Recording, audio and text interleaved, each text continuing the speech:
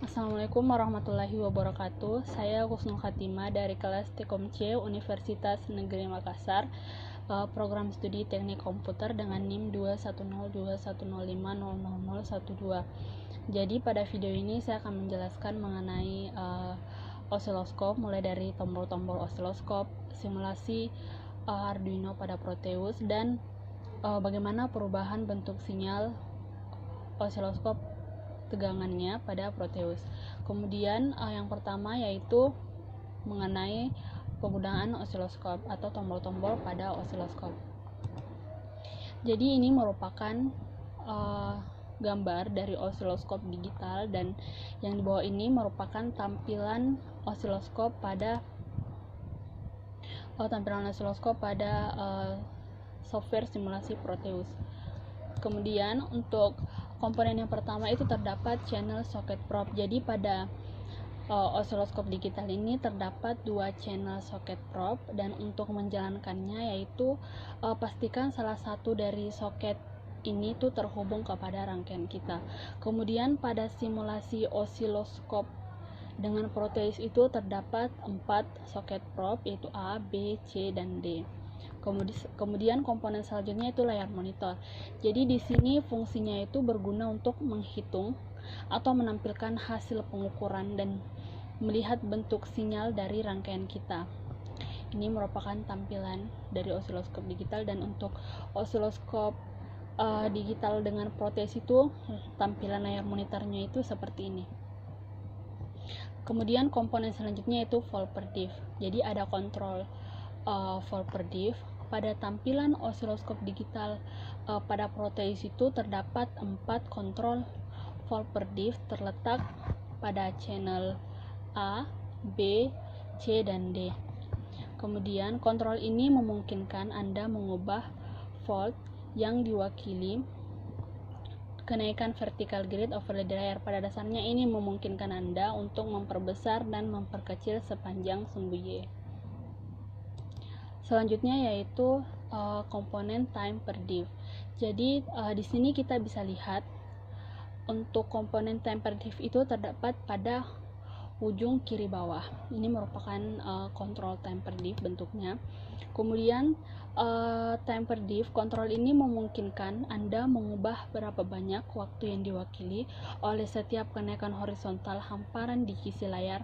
Ini memungkinkan Anda untuk memperbesar dan memperkecil sepanjang sumbu X. Kemudian komponen selanjutnya yaitu posisi vertical offset. Jadi di sini kita lihat terdapat 4 kontrol posisi vertical offset, di mana bentuknya itu seperti ini. Jadi posisi vertical offset ini memungkinkan untuk menggerakkan posisi gelombang ke atas dan ke bawah dalam arah sumbu Y pada monitor.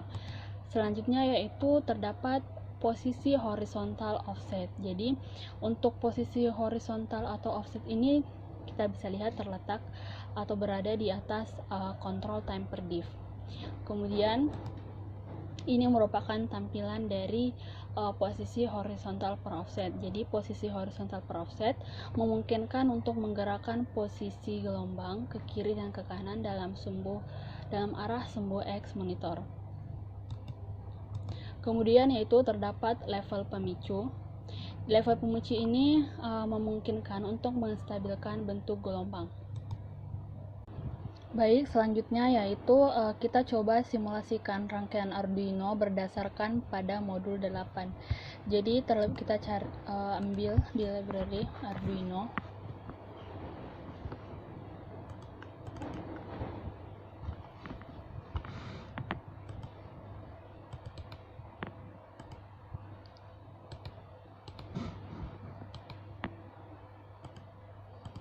Kemudian selanjutnya kita masukkan osiloskop, kita ambil pada instrumen.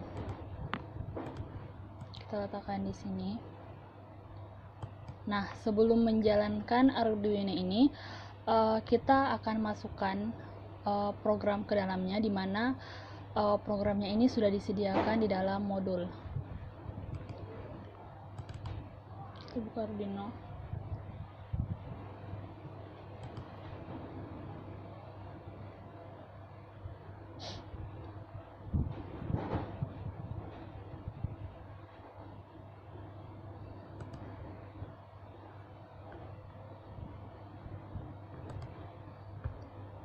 Nah, di sini programnya sudah terbuka.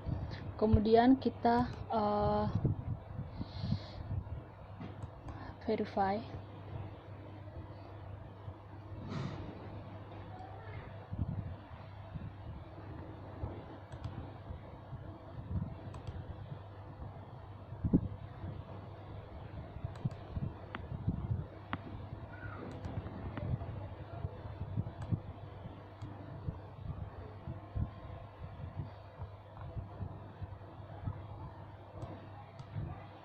Baik, jadi di sini programnya sudah kita verify. Kemudian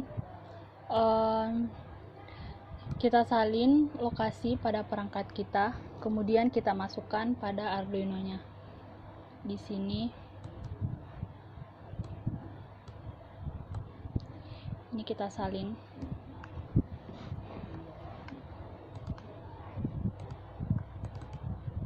Kemudian pada program file ini kita salin yang sudah kita salinkan tadi pada Arduino. Oke. Kemudian sambungkan setidaknya satu soket pada Arduino dan kita sambungkan pada pin 8.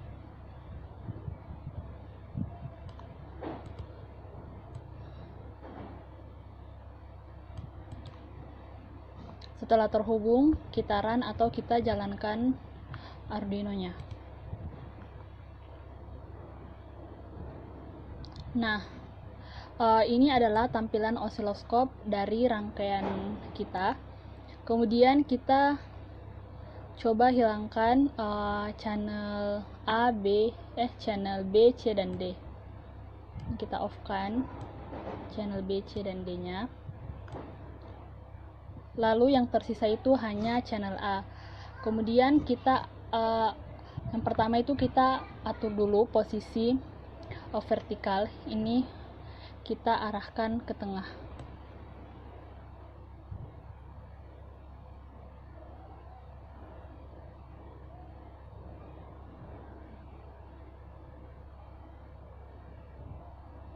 Ya baik, jadi seperti ini. Kemudian kita menggunakan tombol volt per div. Jadi dengan menggerakkan atau mengubah ukuran gelombang pada monitor seperti ini ya. Perubahannya ini berdasarkan sumbu ya. Di sini fungsinya seperti yang sudah saya jelaskan tadi, yaitu untuk mengatur nilai tegangan yang diwakilkan oleh setiap grid atau setiap kotak pada monitor. Nah, misalkan ini kita arahkan ke angka 2. Berarti setiap kotak ini mewakili 2 volt. Ini 2 volt. Kemudian, nah di sini kita bisa lihat dalam satu gelombangnya itu 2 volt. Karena tingginya sama dengan 5 volt ya. Nah, di sini kita bisa lihat dalam satu gelombangnya ini itu 5 volt karena tingginya sama dengan satu kotak pada monitor. Selanjutnya yaitu kita akan menggunakan control time per div. Control time per div. Nah, fungsinya hampir sama dengan volt per div, hanya saja untuk time per div ini kita memungkinkan kita untuk mengatur berapa waktu yang diwakili oleh setiap kenaikan hamparan pada sumbu X, atau berapa waktu yang diwakilkan oleh setiap kotak ini. Di sini kita bisa atur menjadi 1, 2, 5 dan seterusnya. Kita atur ke 2. Nah, apabila kita ubah ke 1, maka kotaknya ini mewakili 1 milisecond. Jika kita arahkan ke 2, maka kotaknya mewakili 2 milisecond. Dengan ini kita bisa mengetahui periode gelombangnya. Kemudian ini merupakan posisi horizontal, posisinya kita bisa geser untuk mengarahkannya ke kiri dan ke kanan, dan ini posisi vertikalnya. Dan ini untuk mengubah tinggi tegangannya, dan time per div-nya itu untuk mengubah